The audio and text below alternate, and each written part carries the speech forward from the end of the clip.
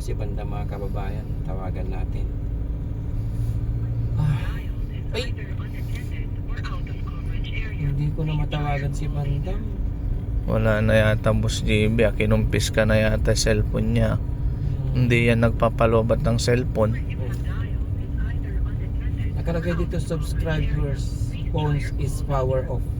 Baka in-off niya. Hindi yun nag-o-off. Pero Kasi lagi naglalaro yung si Bandam tsaka nanonood. lagi nga kasi mga kababayan kinukumusta ko to si Bandam. May nakita kasi ako sa video na pinaroward sa amin. Kaya ako naisipan na tawagan siya ulit.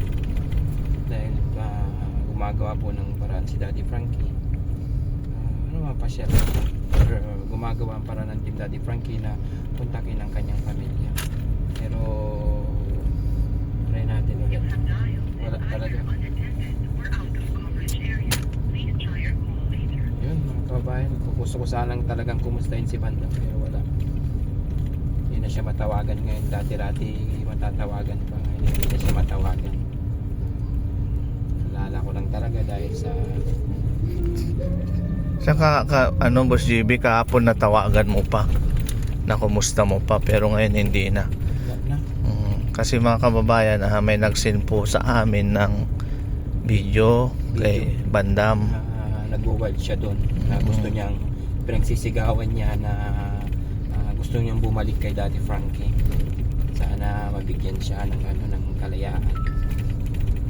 Yun lang mga kababayan.